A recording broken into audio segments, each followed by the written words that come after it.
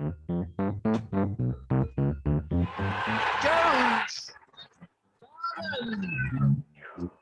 He's got it! England have won the World Cup by the barest of margins! Stokes flashes it away through the covers for 4, and England have won the match.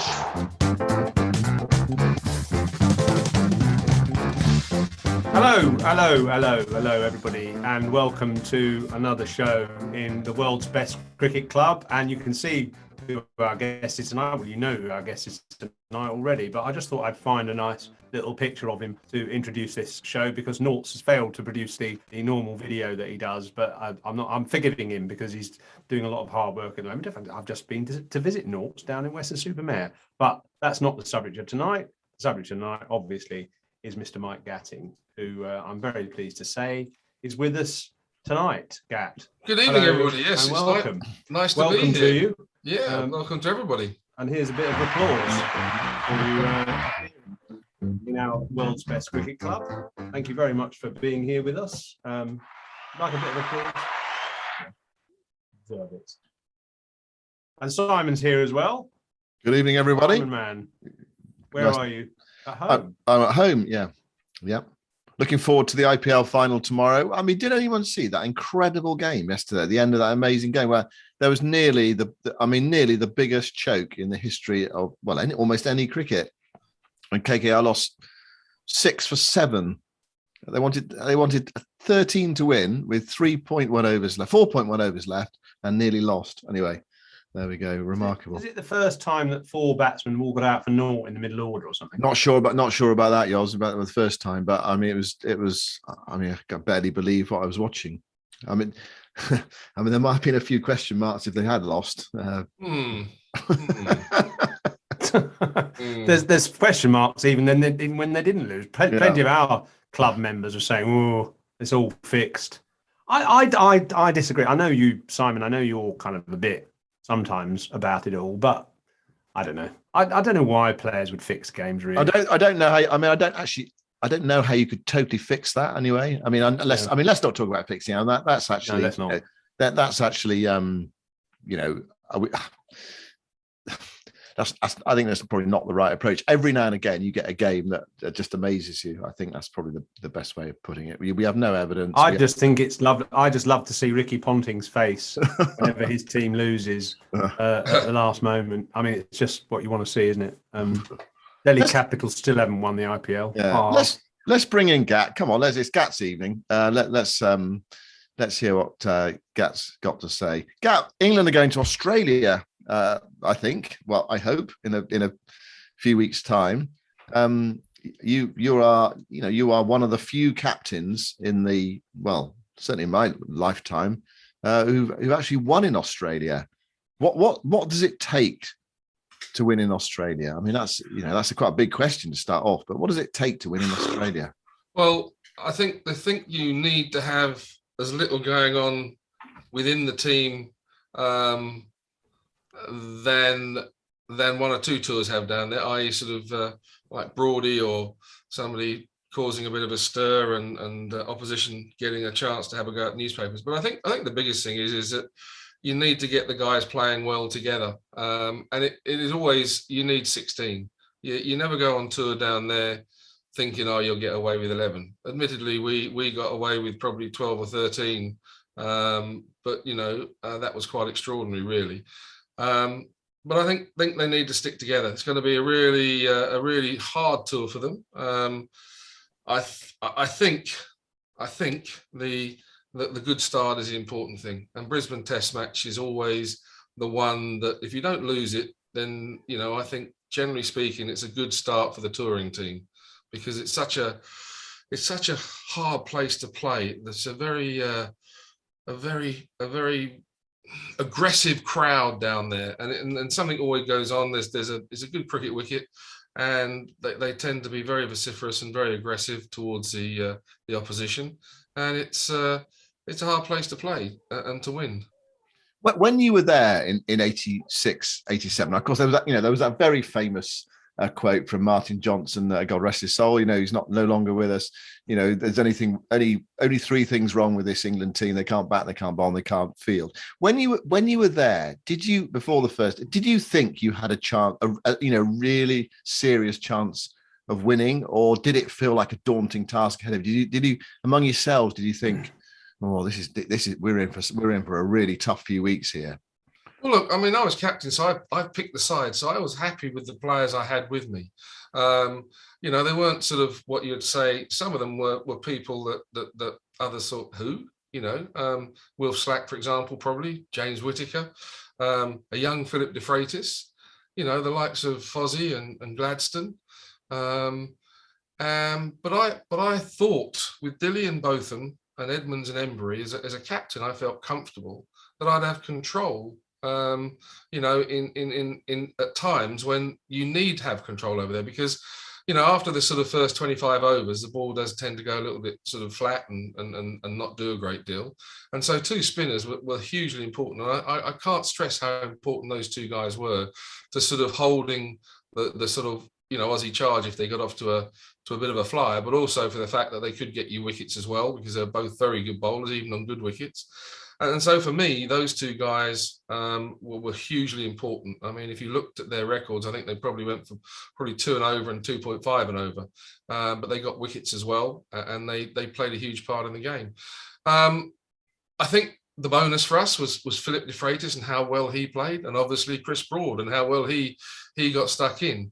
And people forget probably Bill Athey, who opened with him, but I mean, Ath and the partnerships they had were huge. And everybody says, in order to get, to beat Australia, you've got to get runs on the board.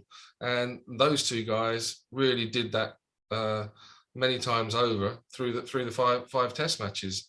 And so we're always, up there. We always seem to be on the front foot with runs on the board. How important do you think is pace and, real pace? Because the two most recent victories in the Ashes in Australia, Andrew Strauss's team and your team, didn't really have an out-and-out pace bowler. I mean, I know Dilly was sharpish, and obviously Daffy was quite young and sort of lively, and obviously, but Andrew Strauss's team had predominantly nagging bowlers rather than out-and-out speed. Do you think that sometimes there's an over-emphasis on the need for speed in Australia?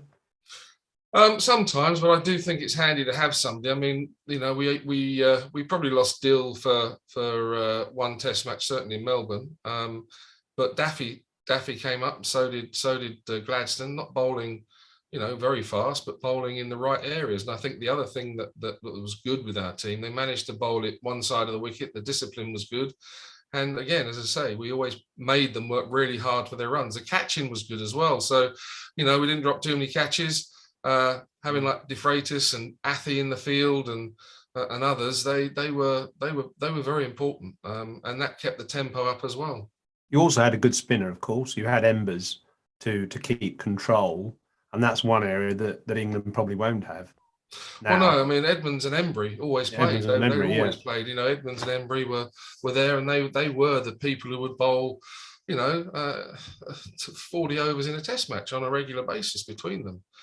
Because that's what they did for us. And then when it turned as well, they got the wickets. So, it worries me a little bit that Woody seems to play 2 test matches in a row. And there are going to be certain times where you want somebody like him. So Dill he wasn't expressed, but he swung it and he bowled at a really good pace, and he was tall, and he bowled with discipline. And, when somebody like Daffy at the other end, who's quite lively and they hadn't seen before, did exactly the same thing. And with Beefy being Beefy, and the two guys, I mean, I was comfortable, very comfortable with the attack that we, with what we had, and the guys went through, because, we sort of had lots of team meetings about the discipline with the ball and bowling one side of the wicket and not getting dragged into trying to, force our way at them. And when I said to most of the guys, I said, all I really want you to do is bowl it sort of somewhere near a decent length, on off stump or outside. And if we have to move it a little bit wider and off stump, fine. But, let's keep to that discipline. That's all I really need you to do, boys. And they looked at me rather strangely. But actually, that's all Jimmy Anderson did last time he was out there. Went for 2 or 3 and actually built up the pressure on the guys, on the batters. They couldn't get the runs, and as I say, there was a bit of nip around, and obviously didn't get much change from Edmonds and Embry either. Can you remember back now? Were you written off? I mean, this England team is sort of been written off already. I mean, Malcolm Conn, who's he writes, he's got a very particular point of view, Malcolm. And he actually last tour he was over here as one of the Australian press officers. Now he's back. He's not back writing again. And he said, he wrote an article recently. It doesn't matter who England send; they'll get flogged anyway. I think there's a sense in Australia that England got absolutely no chance. And I think, we probably feel that, it's going to be extremely difficult. Were you written off? And in a way, can that help an England touring team, do you think? I think it can if they want to stick together and they want. I mean, there's just that lovely story about Beefy getting up before the Brisbane Test match. I mean, the other thing we had before the Brisbane Test match, of course, is News of the World sent over 4 young ladies to try and sort out the boys because we had a really bad start. And these four ladies turned up at Brisbane. Fortunately, we were warned about it. And Mickey Stewart called a meeting and said, fellas, look, there's these 4 girls around. They're going to be around in the bar, and don't see any of you boys knocking around there. And he said, if anybody gets caught, then there'll be passports handed out and you'll be on the first plane home. And we said, well, what are you going to do then, coach? He said, I'm going to make sure you don't turn up down in the bar and look after the young ladies for the next 2 or 3 nights. And that's exactly what he did. But the big thing was the night before the test match was Beefy got up. Myself and Mickey had a few things to say. But Beefy all of a sudden got off, and most of you know Beefy. His sort of team talks went something like, "I can bowl him out. He can't bat, and I'll bowl him in, swinger out, so I bounce him out, and I whack him around." And it was so totally different. He just got up and said, "So, fellas," he said, "that was practice. We just had a month of practice. The real thing starts tomorrow." And he said, "Whatever 11 we take out there tomorrow, I think we've got a really good chance of beating these boys tomorrow." And sat down. Which was quite stunning, and you could see the young kids, the Daffys and the Gladstones, and someone like Chris Broad even sort of had a little bit of a twinkle in his eye, and Ath was all up, he got the old Union Jack on his arm. Ath, he was pumping, and to hear Beefy say that's what all really was needed, and of course, Mickey and myself said very little after that. But I do think that there is a need for somebody else asked a question. What does Joe Root need? What sort of team he need? What he needs is 16 or 15 like-minded people who want to go out there and prove to the Aussies that we're that we can beat them down there. And as I say, the only person I might have changed in the squad, I might have put Saqib Mahmood in for the simple reason that Woody won't play 2 or 3 test matches in a row. And if you're going to have something like that, I mean, I'm very glad Wokesy's bowling so much better. I really like Wokesy. And if Jimmy bowls anything like, you've still then got Broady. Ollie Robertson's just been an amazing sort of find. He's almost like he's come packaged as a test cricketer. Now, whether or not you can, the mix and match within that sort of 5 or 6 bowlers you got with obviously Overton as well, it does look at now. Could they have been more courageous and maybe picked a Matt Parkinson maybe? I don't know how well he bowls or how well he's thought of as a leg spinner, because they're not obviously that, what I'd say, convinced about Bess and Leach. So it's quite interesting that they've gone a bit, I suppose, conservative would be my say, although I would say that Joe Root's had a hand in this, and I would say that Joe's got the guys he wants to play for him, which is so important. And he as captain has got to appreciate what he's got, and that he's had a chance to say that's what he wants to go down there and that he's comfortable with. That's so important. What about Steve Smith, Gat? I mean, he's got so many runs against England. What sort of strategy would you employ against him? And actually, would you go? We had Joe Root in the Virtual Cricket Club last November, a year ago, and I said to him about Smith. I said, would you be prepared to go completely left field right from the first ball? Do something so different, right, and almost just keep going throughout the series. Okay, if he's 250 not out, then you might have to change it after the first test, whatever. But is he so unique that you just have to come up with such a different plan? Or is it, those old principles of cricket, try and hit the top of off stump or just outside and hope to sort of nick him off or whatever? And would you do something completely different to him, do you think? Look, I don't think you do. I honestly think you've got to stop him from scoring. He likes to be moving around. He likes to be scoring runs. And I think everybody sort of thinks when he waltzes across his stumps, it's a bit like Kim Barnett when Kim used to play. People got dragged into bowling at 2 straights. I think they're going to get him out LBW. And you remember bowling at Viv. I still, you watch the Indian series, for example, and even the great Virat Kohli. You bowl it somewhere in that channel often enough, and it's just doing a bit. Then you got a chance, and they might get 40 or 50, but they're not gonna get you sort of 150 or whatever, because Steve Smith is very capable of doing that.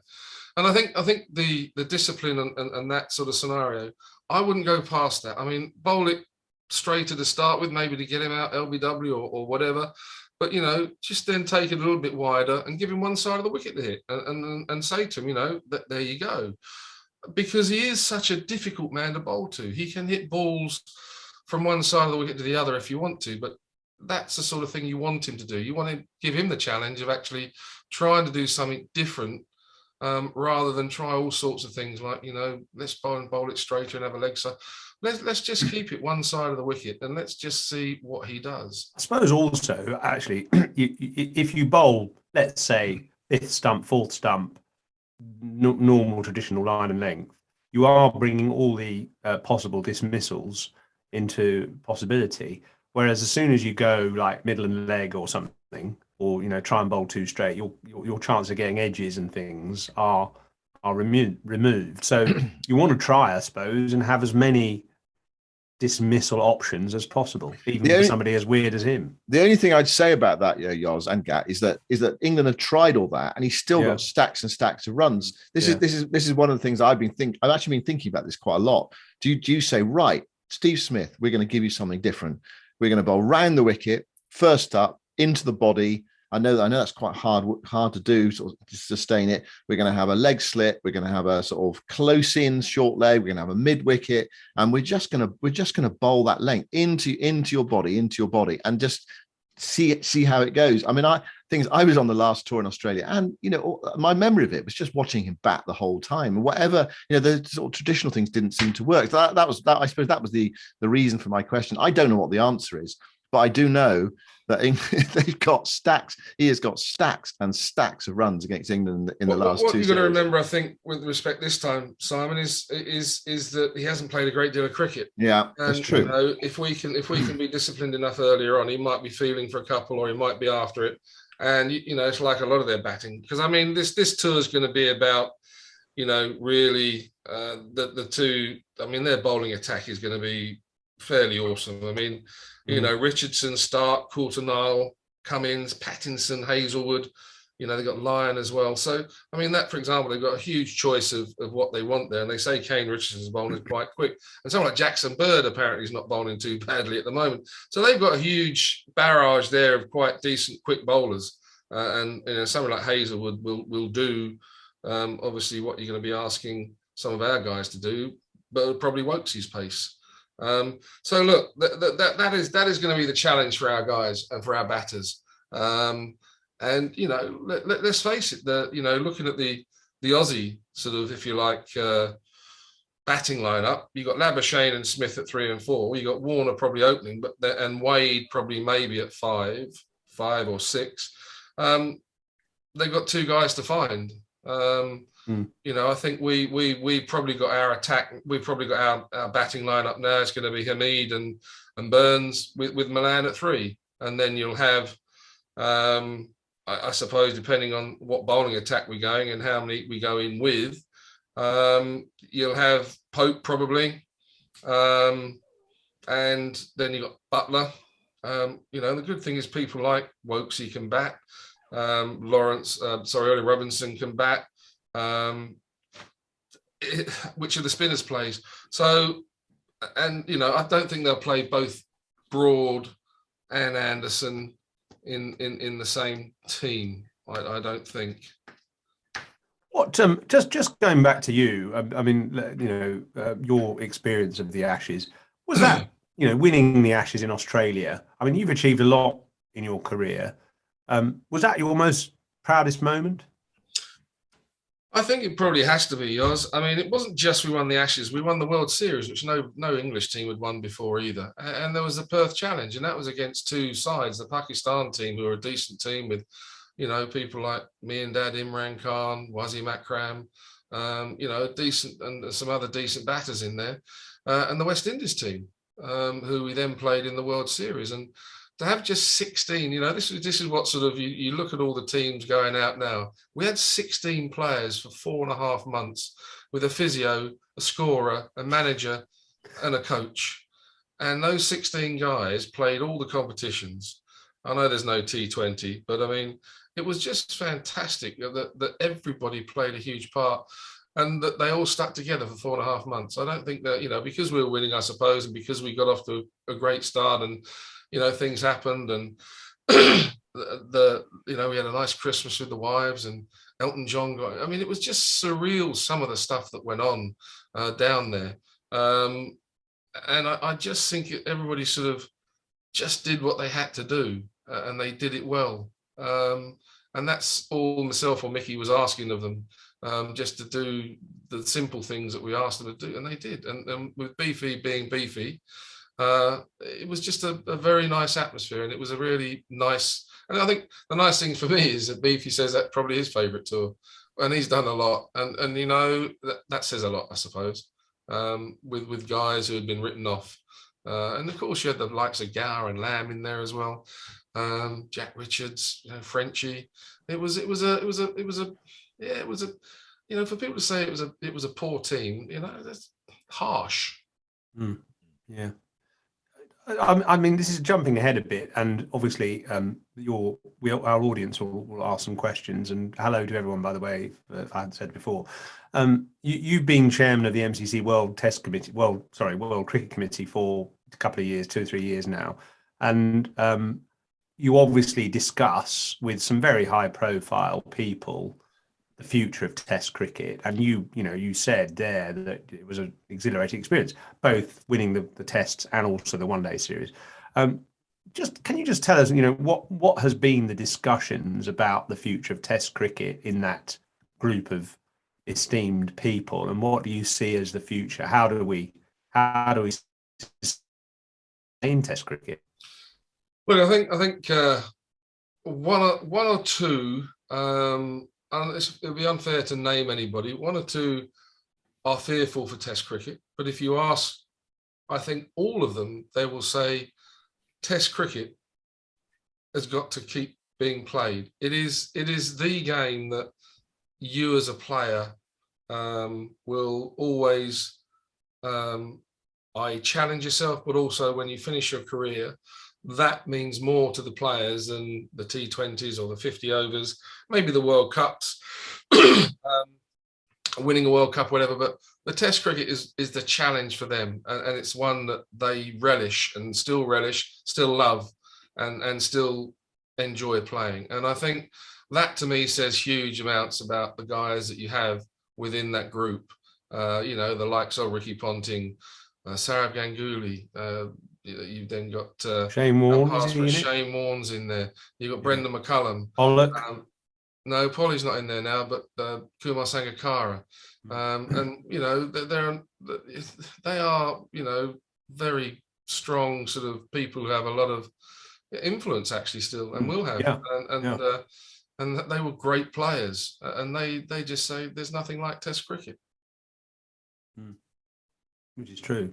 But what do we do to what do you feel we do to maintain it? Well, I think the ICC have got a huge job. I really do. They've got to have a look at the scheduling again, and how many of these T20 competitions are going to keep popping up. Are they going to have slots for them so that these other slots can be filled with just Test cricket and or 50 overs? And there might have to be 3 slots in the calendars where you have the IPL, which will go on. And I suppose that the timing of these competitions, well, do we have to have? I mean, something like the BCCI or the IPL are now trying to put an extra couple of teams in, which is going to take it, into a sort of maybe a 2-month period. The Aussies have done the same with the Big Bash down there, and they found it not quite so good. So what is the right time? Is it 8 weeks? I think 8 weeks watching T20 full on for 8 weeks is probably enough.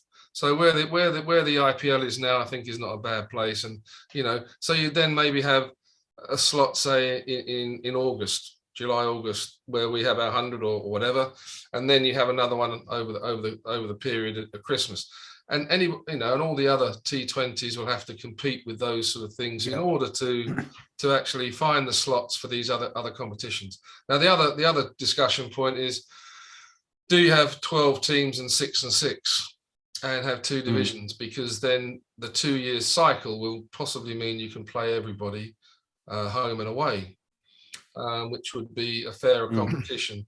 And the only problem you have there is obviously India and Pakistan aren't playing each other at the moment, and there will be maybe 1 or 2 other sort of things in there, but it will give, if you like, the sort of islands and whoever, Afghanistan, Bangladesh, a chance to maybe get promoted and have 1 up, 1 down or whatever.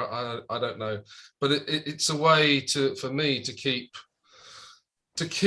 it relevant but not have too much, and to keep it really of a high quality, and I think that is what we need to do with that particular competition. So is that something that you think, or you think the committee is sort of thinking about recommending, Gat? I think it's still one of those that we keep throwing on the table.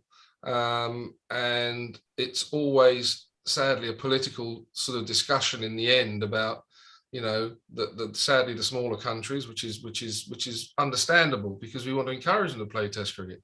But at the same time, you want to sort of try and make a competition very relevant, of the highest quality, and therefore it might mean that you might have to go that way. If we want to carry on the way we're going, then fine. I think the scoring system is much better this time around with that. But when you think about it, how much sort of advertising and promotion was it when England were playing India? It was the first, if you like, start of the new World Test Championship. Yeah. Where did we see it? There was nothing anywhere. So the promotion of this is just frighteningly small and irrelevant. And yet you see something like the T20 and even the 50 over, it's up there in lights and it's pushed out there, and it's yes, it makes money, fine. But there's lots of people, I think, who love watching Test cricket. It is, I think, also a problem, say, in the Asian continent, because there isn't enough time to watch, or money to watch, all the T20s and possibly Test matches. And I think the communities do work during the day, and they have much more to do now, and it's a more sort of different sort of lifestyle in India, and therefore maybe day-night matches. I mean, it was very pleasing when Sarab pushed to have a day-night Test match in Calcutta, sold it out. Sadly, it lasted 3 days, but it showed that he sold it out. The crowds would come along. So is there something there for? In certain parts of the world, you might play day-night Test cricket. I mean, Adelaide, they love it down in Adelaide, don't they? I mean, it's quite extraordinary. So there are things on the table, but it's about making the jump. It's about getting the right, being people. Focused and being committed, isn't it? In a way, A little bit. But there are other ideas out there. And at our committee, we understand we're not the be-all and end-all, but we're at least putting something out there that is relevant, tangible to discuss, and hopefully there's some good ideas. So it's just a question of where the ICC, to be honest with you, are going to sort of put their markers down. And it'd be lovely just to see what they're going to do in the next. There were people saying, is it going to be a 4-year cycle, a 10-year cycle, a 5-year cycle, and are we going to look at long last the scheduling, a bit like the ECB and their scheduling? Are they going to have a really serious look about what they're going to try and do and how they're going to try and put it in the schedule, and have a blank sheet of paper? You can't keep trying to put sticking plaster over old schedules, and you've got to, I think, have a real good look. So let's see what happens. I mean, cricket in the Olympics is going to put a bit of a dent in those, hopefully, in 2028. So yeah, that'll be quite that's an right. Interesting one. Yeah, definitely. I mean, I've put into interview Greg Barkley, the chairman of the ICC, actually next week. So I'll report back on that. I might even play a little clip of it if I get the access early next week. Just before we, and by the way, also, I don't know if you probably will notice today that the county championship has been announced as 2 divisions again next year. They've just agreed that. By talking county championship, I hope you see I put my Middlesex sweater. I can see that behind me nice. there. Little bit worn, but it's up there in honour of you. And I just discovered a fact, actually, looking up some stuff from questions for you today, that your 36,549 runs in first class cricket, something like that, is it's amazing, but it's about the 30th highest of all time in in history. But only 2 batsmen have made more runs than you in less innings, interestingly. And those 2 batsmen are Dennis Compton and Len Hutton. And everyone else who's made more runs than you has played more innings. And your average is pretty much as high as most. So it's impressive performance. So what I was going to ask you, just quickly, before we get the questions from our members, is how did you manage to sustain that appetite? And I mean appetite for batting. It's nice of you, Yoz, for a change. I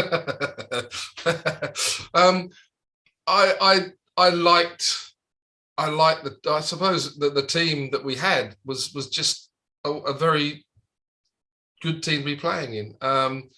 I'd set myself some standards, or some, if you like, some targets with regards who, the great players we had who played for Middlesex. Never going to catch Patsy Hendren, but I mean, I was, trying to get up the ladder, if you like, as whatever. That was one of the things, but also I think the fact is that I didn't like losing. So if I didn't get any runs, then we had every chance of perhaps not winning matches. But we just enjoy. I think the fact that I enjoyed the cricket, I really did enjoy the cricket, and it made it really nice going every day. And we had a good team. The cricket was interesting, and I just think it was just a lovely atmosphere to play cricket in. And we're so lucky, to be fair, as professional sportsmen, to be able to do that all our life. And it would seem an awful waste not to enjoy it and not to make the most of it. And Gucci was always loved talking to Gucci about batting, and the sort of preparation and making sure you're prepared well enough to actually do what you need to do. But I think the fact that we always had a chance of winning, I think, sort of drove me on as much as anything else, because I hated losing, and we did have some really good sides. And even when we had some difficult youngsters coming in who were highly talented, it made that even more interesting, especially when I was captain, to actually try and handle some of the older ones that I inherited from Breers, who were a bit feisty. But the fact is, it was a nice dressing room. And the young guys that came in understood pretty quickly that it was an open dressing room. You could say what you like, but if you've got a bit of rebuttal, you had to take it. And if you're big enough to give it, you're going to take it. I think that's a really good point. And actually, I mean, I'll just pick up on that, because I've just done an interview with David Young, who's the current sports psychologist of the England team. And he talked about the diversity of thought within the England team that won the World Cup, and the importance of kind of keeping people's egos in check, because there's some talented, aggressive players there. But by using humour and a little bit of banter, it kept the egos down without denting their enthusiasm and their self-confidence, I suppose. And I always thought with that Middlesex team, though, it was because of the strong characters, there was a danger that people could get out of hand, but actually they very rarely did, because of the strength of other characters, including you, that kind of kept it in balance. I suppose the other thing that I was really quite aware that on my first trip, even though Breers was captain, admittedly Boyks took over at the end, which made it slightly more difficult. But I didn't feel that that I was part of the team, and I always vowed that whenever the youngsters came, and I hope it came through with you guys, that I wanted you to feel part of the team. I wanted you to be a part of it, to take responsibility, but also to know that I was there for you and behind you, because I just didn't feel that when I went on my first trip. It was a bit of a shock from coming from Willesden and then ended up in Pakistan at the age of 20 with all these great cricket players. And, it was a bit, I suppose I was a bit overawed. I mean, you guys probably think I'm joking, but I was. I mean, I was, I wanted to feel a part of it, but I didn't, because they were so much, better players and they'd been playing for a long time. And I just needed something. And I vowed that whatever team I was in, whether it be Middlesex, England, or if I ever got captain, I'd make sure that, everybody knew that I was with them and hopefully made them feel a part of it. One final question from me. What is your favourite lunch at Lourdes? How long have we got? Oh dear, that'd be a long menu. I suppose a long menu. I suppose it would have to be the rack of lamb. I'll never forget those times when Nancy used to bring the rack of lamb in, and the boys say, "Oh, you got any more, Nancy?" "Yeah, no problem. You bring this whole plate and put it on the table." And if the bowlers loved it if they didn't have to bowl, because they'd get chomping into these rack of lamb, these little lamb chops, and there'd be bones everywhere and that. So I think probably that was probably one of my favourites. I think the rack of lamb plus what? Cauliflower cheese. Well, whatever Nancy put in there, she did a very good cauliflower cheese. The old roast potatoes used to come in, didn't they? Nice and crispy, which was fantastic. And then maybe some greens and a few peas and a bit of carrots. It was all sorts of things. It's the one you guys ever played. It's one you ever got onto the field. The fact was, if you're happy, if you're feeding, if people are happy and they feel full, it's fantastic to play. Yeah. Let's be fair. Yeah. Right. Time for some questions, I think. Oh, wait. We've got to talk about Spotted Dick, though. Spotted Dick and custard. How long have we got? All right, let's move on. Let's go on to some questions. Yeah, go on. From our perhaps they'll ask about food as well. I see Rob Whitehouse has got his hand up, so let's go to Rob's question first. He's on mute, Rob. Oh, he's off mute now. There we go. Evening, Gats. How you doing? Okay, thanks, Rob. Good. My question is, what is your favourite piece of sledging you've heard over the years which made you really chuckle on the field? Oh dear. I mean, there were lots. I mean, I suppose a lot of them were actually aimed at me from my own team, funnily enough, which I got a bit of stick about. But I suppose one of my favourite ones was when Athers was captain, and we were batting in Sydney, where one of the other things I'll tell you about afterwards was Athers sort of pushed forward to Warney and he nicked it very, very faintly, apparently. And Ian Healy behind the stumps sort of appealed and kept appealing, and Athers just stood there and just looked down and just ready to take the next ball. And all of a sudden, Healy sort of said to me, he said, "Mate, I thought all you bloody Poms walked." And Athers didn't say a word, and then he said it loud. He said, "Mate, I thought all you bloody Poms walked," and he didn't say anything. And then Heels said something to the umpire. "Well, how was that?" And anyway, he sort of finally turned around and just sort of looked at Ian Healy. He said, "When in Rome, old boy, when in Rome."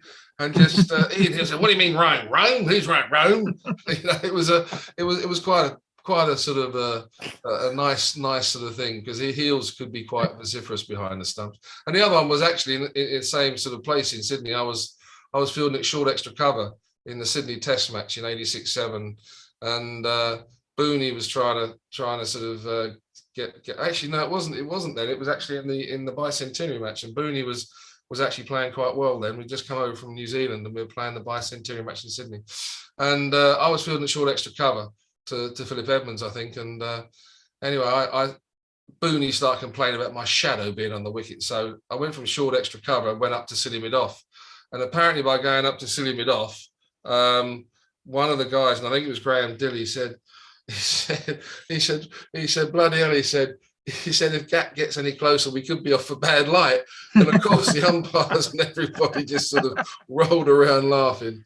But there are lots. I mean, I as I say, I suppose I've probably forgotten as many as I can remember. But it was actually quite funny, a lot of it. I mean, none of it was really nasty, I don't think, certainly. I remember when you got an OBE, and it was at Bath, and we put a sign up on the door at Bath saying "Order of the Branston Empire." Well, actually, Branston was your favourite, wasn't it? Well, that was one, but I mean, the other one was when we went to Leicester. I think Aggers did it actually. Aggers was playing for Leicester at Worcester on the Saturday. We went down there for the Sunday, and Aggers had put up on the away dressing room, "Congrats, Scat, on your OBE, obese Branston eater," and run it off. But so that was Aggers. But there we are. So there are lots. I mean, the one that kissed Cowdrey when I was fielding in Calcutta, and I was fielding at first slip, and Chris didn't want to slip, so Lammy walked out to gully, I think, and I just put my hand up innocently and said, "Do you want to be a bit wider at slip, Cal?" And Cal said to Gow, apparently he was captain, he said, "Christ, if Cat's any wider, he'll burst." So I mean, those sort of things were the sort of nice ones, and there are lots of others that we've heard about, but unless you're actually there yourself, you can't say that you find them that funny. Sledged by your own team. That's quite nice, actually, isn't it? Yeah. Good question, anyway. Yeah. Thanks, Rob. Cheers. Thanks very much, Rob. Yeah. Richard's got a question. Although I think Richard said that you'd actually asked the question. Perhaps you got another one, Richard. Have you? Yeah, I've just come up with one. Evening, everyone. Evening, Richard. Like your work as the he loves his World wisdom, doesn't Test Committee. Has there been discussions about length of series? Because 2-match series just seem to me not to allow a Test series to develop. No, that's also very true. I think most of the iconic series, the sort of India, Australia, South Africa sort of series were kept to sort of a minimum of 3, and obviously the Ashes is 5 and India's 5. And I think in order to get the sort of number of Test matches they needed to get through in the World Test Championship, they had to knock a couple of them down to 2. And sadly, one of those, I think, might have been Pakistan. We've got knocked down to 2 Test matches, which is a great shame because they're a fabulous team. So it's difficult. They have to make time somehow, and sometimes they can't do it any other way, sadly. But I do like the new point system they put in. It's a much clearer, understandable point system. Yeah, I mean, I have to say I prefer it as well. It's games played. So there's an average, isn't it? An average. That's right. It's averages out. Yeah. Where is everyone with the questions? Some years ago, I umpired. I'm just looking. Ronald Headley says some years ago I umpired Mike at a match at High Wycombe Cricket Club. My umpiring became so infamous it was discussed on Test Match Special a couple of years later. I do not think Mike liked my umpiring. That's from Ronald Headley. What on earth did Ronald do? That's what I can't remember that, actually. I can't remember it being discussed. Club. I can bring him in. Bring him in. Must have fired Gat out for being tilting the scales. If he wants to come in, I'm asking him to unmute. If he doesn't unmute, we know he doesn't want to unmute. There you go. Okay. Hello, I'm happy to tell the story from this distance. I don't quite remember it. It was the Cambridge guy against Richard Powell's 11. 2 guys at university used to play a match, one at Cambridge, the next season at High Wycombe or in Butt somewhere, where the guy that I knew asked me to umpire. And Gat came on to bowl. In the first over, a guy kept padding up to him. So for the second over, Gat walked up to me. This is a totally true story. And he said, at the start of the over, he said, "Right, this is what's going to happen in this over. The first ball is going to pad up to me. It will be close. I will appeal and you will give it not out. The second ball, the same will happen. It will be closer. I will appeal and you will give it not out. The third ball, he will be absolutely plumb. I will appeal and you'll give him out." Well, the first ball was exactly as Mike said. Second ball was exactly as Mike said. And the third ball, the guy was absolutely plumb. I gave it not out because I didn't think the bowler anybody could do that. But a couple of years later, there was a rain interval at the Test match, and somebody from the Penn and Tyler's Green side that Mike was playing against, Mike was on Test Match Special in a rain interval, and this guy rang in and says, "Do you remember this?" And Mike was not very impressed by my umpiring, I don't think. I'm very pleased I could do exactly what I told you I do. I have to say, I can't remember that being happening too often. I can't believe you bowled three straight balls in a row. Hey, that's good coming from you. So just behave yourself. At least Gat could do it, Yoz. I can't imagine. Very funny. All right, well, let's move on. Martin's got a question. Martin's got a question for Gat. Oh, good. Martin's always got a good question. Yeah. Just unmute myself a bit there. Just a quick question, Gat, obviously. Following that famous incident when you were hit by Malcolm Marshall that time, it's not so much that incident, which we all have seen hundreds of times, but how do you get your mind right the next time you go to bat against a really fast bowler? I mean, just how do you think, just to think, am I going to get hit again, or do you just ignore it and say it's a one-off? I don't know I don't know how you would do that, to be honest. I suppose the way I compartmentalized it was the fact that I got a broken nose. I could have had a broken finger.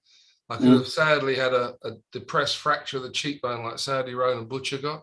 So I was able to compartmentalize it a bit by saying it was only a broken nose. And actually, when I went back, I mean, when I came out of hospital, I had 2 operations, one to have obviously all done, then I had to have the scaffolding that was all pieced together, all out before I went back to the West Indies. I then had to have a week having nets with this horribly heavy, because they were the first time we'd had face masks, and I had to wear it before I went out. So I had a week of that against the bowling machine, just getting used to the ball sort of coming through here and getting used to, because I was actually, dare I say it myself, I was actually playing quite well when I got hit on the nose. It was probably one of the best starts I've ever had to a West Indies tour, and I was feeling comfortable and hopefully going to try and get some runs against them for a change, but it soon got turned around. But so I had to do that. So when I went back to back to Barbados, after I'd had everything done and had my sort of getting used to it, sort of going through there, and actually having 2 operations with anaesthetic quite heavily in a short period of time was one of the things I had to get over, because I didn't quite feel as alert as I might have been. But anyway, when I got out to Barbados, David came up to me, Gal came up to me and said, right, you're captain this match against Barbados, 4-day match. I said, oh, okay, because we want you to play in the next test match. So I got in there, and I got through the first sort of, I knew they were going to bounce me. I mean, there was a couple of them all queuing up, ready to go, and I was happy. I knew it was coming, so I got myself into a fairly, what I'd say, pragmatic sort of point of view, is that they were going to really test me out, which I was happy, and I got into what I needed to do. So I did, and I got to about 30. And then a little medium pacer, who's a bit of a Malcolm Marshall lookalike, called Vibert Green, came on. And I was on about 30 at the time, and I went in at number 3, I think, as I normally did. And I played this one off the back foot, and it just bounced a little bit, and so I got it back out to sort of cover. And then the next one from somewhere just flew, and I've really gone hard at it, because I was waiting on the back foot to give it a belt or a cut, but it was a bit close, so I was hitting off the back foot, which is not a shot I normally play, but I'd had to get used to it was going to be sort of quite short and a lot of the time. So I got it, and I broke this thumb. It went clean through, and that was so much more painful than my nose. It was horrible. So I suppose in many ways, having that extra time, extra month before going to face Malcolm again, which I did in Antigua, and he did exactly the same thing, came round the wicket, bounced me. So I managed to flat bat him back over his head for 2 or 3, and he bowled me a few more, and I got out of the way, and then the others had to go as well. So I got through it. Now that was, again, because it was probably 2 test matches, because so I had plenty of time just to get my mind right and get used to having a few more thrown around here and get the anaesthetic out of the system as well. So in many ways, somebody up there might have been protecting me a bit and say, sod it, no, you're not ready, you want to be, but you're not, and just go and sit down and watch for a little while longer. So somebody up there might have been looking after me, but after that, it was fine, and that's how I managed to get through it in my way. Yeah, well done, man. Yeah. It's amazing. Was it more painful than when you put your hand through the plate glass window in the pavilion when you came back in a bit of peak? after being run out by Mickey Roseberry, being sent back. No, I have to say again, that didn't hurt too much. It was, like the initial sort of shock of seeing the blood. Yours, I mean, I've still got the sort of. You can see that just there's the whole flat came. Now, fortunately, all the veins come back down in here. Had it been down there, I might have been dead quite quickly. But it wasn't very good. But no, that was another one. I was very lucky. Very lucky. Here's a stat from our resident statistician from India, Pushka, who says you have a unique record of equal number of first class and List A appearances, 551. Did you know that? No, I didn't. Oh, you do now. I do. Good stat, Pushka. Thank you very much for that. Pushka is full of good stats. Yeah, he's brilliant. He's remarkable. On the WhatsApp group. I use some of them. They're very good. Right, Mark's got a question for us. Hello, Evening, Mark. boys. Evening, mate. Hey, Mark. Hi, Mark. Evening. I just remember when I was a kid watching Pakistan playing England and the Iran situation. I was just wondering, did you play in another game where he was an umpire?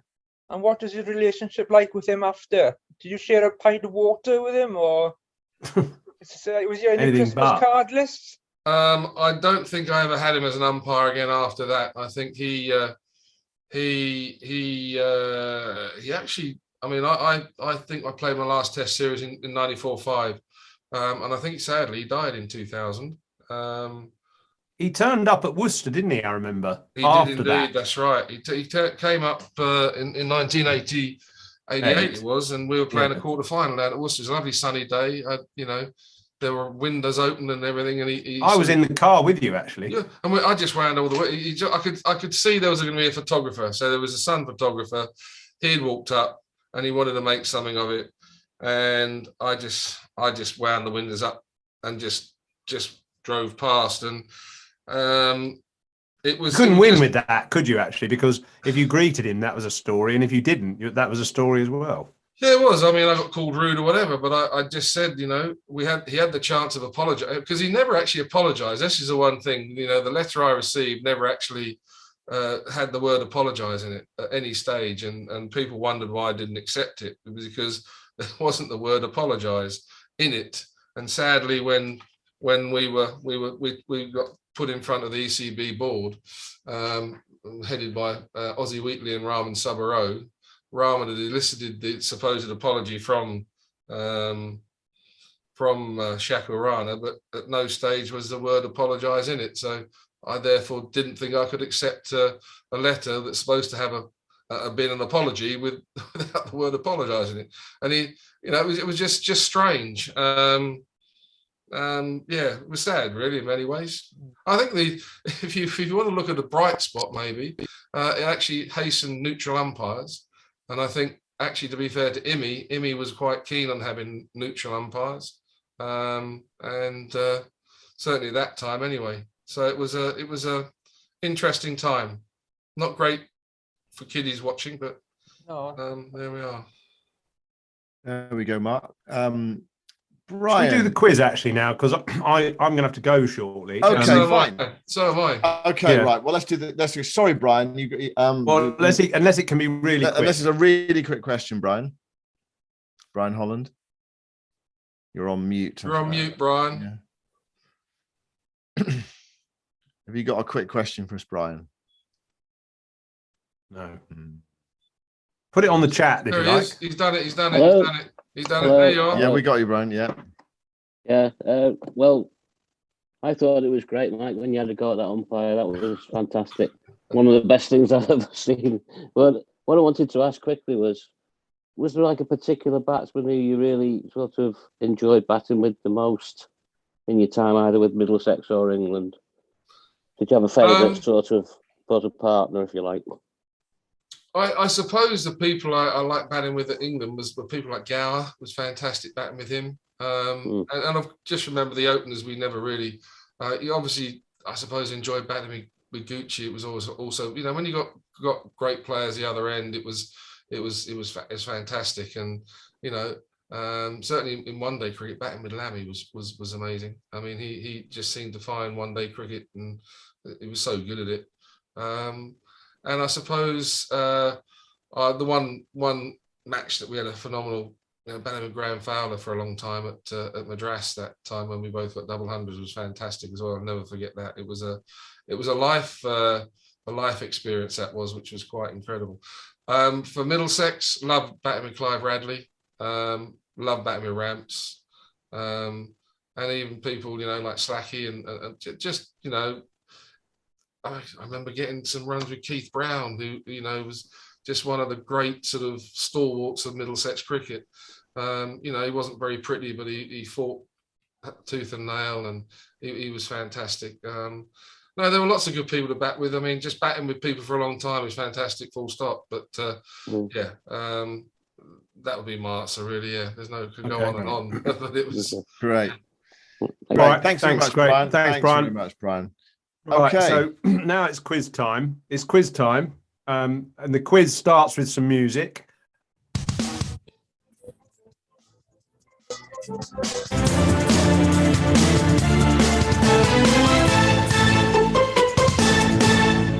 Right, it's 10 questions. It's called How Well Do I Know Myself? And if you get the answer right, you get this. He's got it! And if you get it wrong, you get this. We've got a quick leaderboard. I'll just show you. We've had a lot of people on this quiz over the last kind of few months. We've started a new sort of section, if you like. And this is the leaderboard after last week. Liam Livingston, 9 points he got. He knew himself bloody well. His explanation for why he was so good was because there's absolutely bugger all to do when you're locked up in a bubble. So you read about yourself. So it's quite a challenge, that one, to keep pace with the leader, Gat. Right. But good luck. Don't worry, Gat. Alistair Cook got 4 when he came on. So that's all you've got to beat. But I know you're very competitive. You don't like losing. So let's see how you go. Right, who's kicking off, Yoz? You are. Okay, question number 1. I have to say, Yoz wrote the quiz, most of the quiz this week, because I was otherwise engaged today. But here's question 1 then, Gat. I don't know. It's quite a tricky first question. How suppose you get one of these two right, you get a point. How many did you make on your first class debut, and who dismissed you? Ted Hemsley, I think, dismissed me. Or it could have been caught Ted Hemsley bowled Inchmore. It might have been actually Inchmore. First instincts are always the best ones, Gav. So all right, then we'll talk Ted Hemsley. I was caught in the boundary by probably Van Holder or somebody. I'd just seen Vanny off. I think it was around about 12 or 14, and I think I'll probably go for 12. I think we're going to give Gat that. Actually, I think that's a pretty. That's a pretty good effort. That when you think back, when would that have been? 45 years ago. Yeah, 45 years ago. That's a pretty good effort. It was Ted Hemsley, and it was 10. So I think we're going to give you that. Yeah. Well done. Yeah. Question 2. How many first class hundreds have you made at Lourdes? Is it 30, 34, 37, or 40? How many first class hundreds at Lourdes? 30, 34, 37, or 40?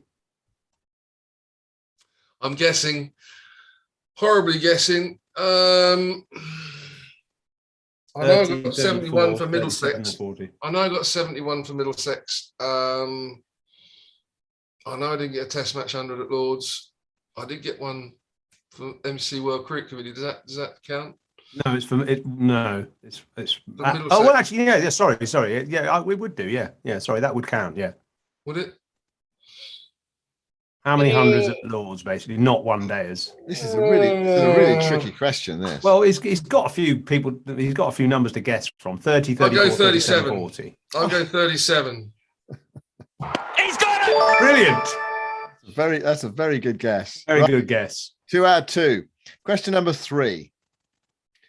What was your most successful first class ground? This is in terms of average, where you played more than 10 matches. It's not Lourdes, but where you gorged yourself in first class cricket, and it's consistently. Yeah, consistently. Not necessarily a sort of main ground, but one where you played a reason. It's a choice of two. It's a choice of two. It's either Edgbaston or the Oval, I suspect. Whoa, well, not necessarily a main ground.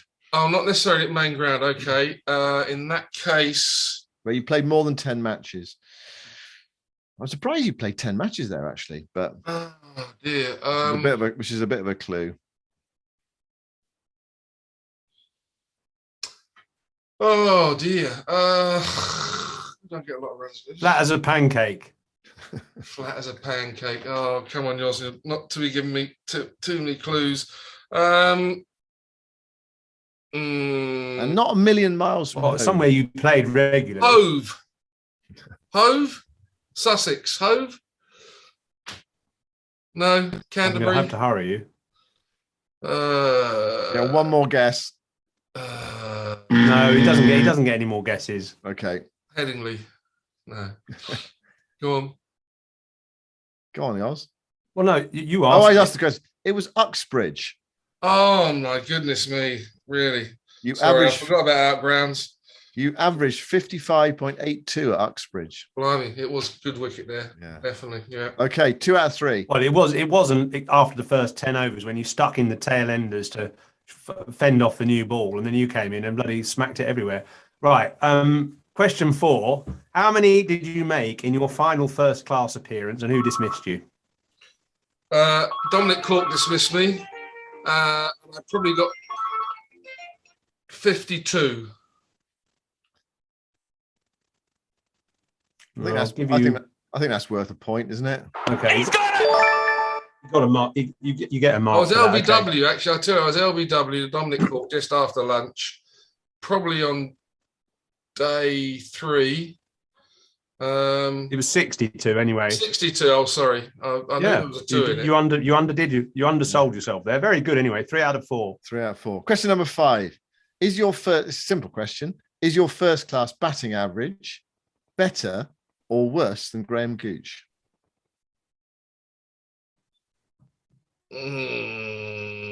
First class batting average. First class batting average. Is it better or worse than Graham Gooch? I know I averaged 52 for Middlesex, but are we talking about Middlesex or are we talking about first class? First class. So that's every first class. My average will be worse than Gucci's. It's amazing how modest people are on the Virtual Cricket Club. No, you've got a better first class average than Graham Gooch. Oh my goodness. You average 49.52 and Graham averages 49.01. It's close, but you've got a better first class average. Bloody hell. Bragging rights. 3 out of 5. You should have got that. Yeah. Question 6: is your first class bowling average better or worse than Phil Toughnell?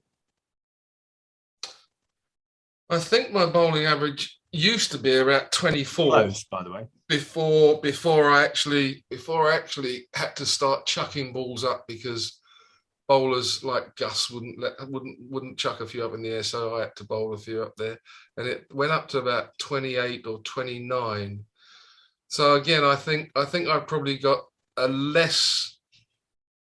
better first class average. So I think probably Cat have a better first class average than I would.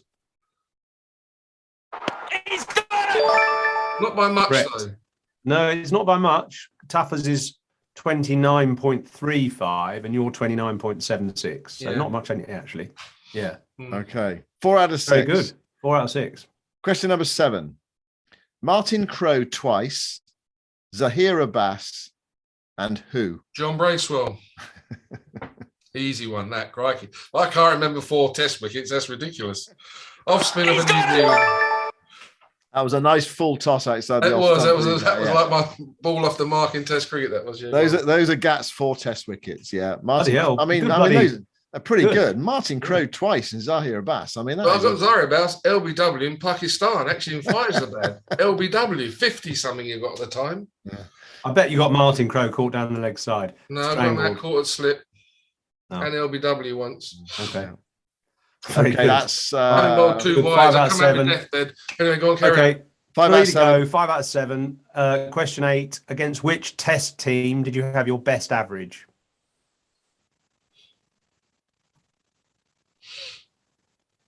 India. He's got it! Excellent. Averaging 55 against India. Impressive. 6 out of 8. Question number I think 9. He's going to get this now. Okay, 6 out. Question number 9. What is the record that you and Graham Fowler achieved in Madras in 1984-5? That was the first 2 ever English batsmen to get a double hundred in the same innings of a Test match. He's got it! 7 out of 9. Very good. I thought you might not get that, but then you talked about it earlier. Right. Now this is a challenge. Final question.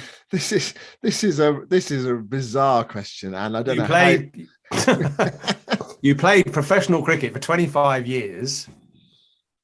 How many bacon rolls did you consume?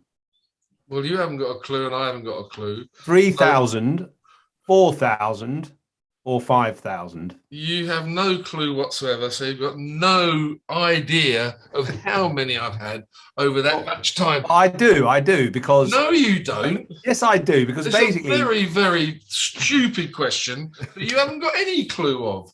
You weren't there in the mornings when I had a bacon butty, because you were never there on time. You came rushing in with about half an hour to go. You had no chance of finding out how many bacon butties I had at all. No, I'm going to say... You're going to make something up. So I've got no chance. You're supposed to be asking something I should know. I've lost him. He's gone. Right. Well, I'm still here. Oh, his Wi-Fi is frozen. Oh, right. Okay. Well, here's his logic. Gat. April to September, 184 days. But we didn't play at home all those days. He says 184 times 25. It's the number of years you played. So is it 3,000, 4,000, or 5,000? Or was it closer to 4,000? Closer to 3,000, 4,000, or 5,000? Anyway, I'm afraid every now and again there's a very Yoz question in the quiz, Gat. So you have to plump for one of those 3,000, 4,000, or 5,000. Absolutely. I probably had more than he's actually probably said, to be perfectly honest, but never mind. We'll go for 4,000. Go on. Well, he's not there. He's got it. Probably the answer is probably 4,000. So there we go. 8 out of 10. That's a very good effort. That's many more than most people get in our virtual career club. Some get about 7. Alistair Cook 4. Paul Collingwood 10, and last week Liam Livingston 9. So Gat 8. Well done. Excellent. Thanks very much for taking part in our quiz. Absolute pleasure. Despite the utter randomness of that final question. Am I back? You are back. Yeah, you're back. You're back. Yeah. I'm back. Okay, well, I'm sorry about the question, but and well, you're struggling. The answer right. Yeah, he got the answer right. He's struggling with his Wi-Fi. Gat, you're losing me, are you? Yeah, we're okay. Losing you. I'm sorry about that. That's all right. I'll wrap up the evening. Gat, thanks very much for joining us on the World's Best Cricket Club. It's been great to have you with us. Thanks for taking part in the quiz. Well done on 8 out of 10. I know you'd have liked to get 10 and be top of the leaderboard. But it's been great to have you with us, and I'm sure our members have all enjoyed having you here. It looks like Gat's frozen now as well. No, I'm not. Oh, no, you haven't, Gat. All right. No, I'm just standing still. Okay. I'm still. Good. I'm listening intently. We're going to release you. Thanks very much for your time. Take care, everybody. Bye-bye. Yeah, all the best, Gat. Thanks very much. Bye-bye. Cheers. Bye.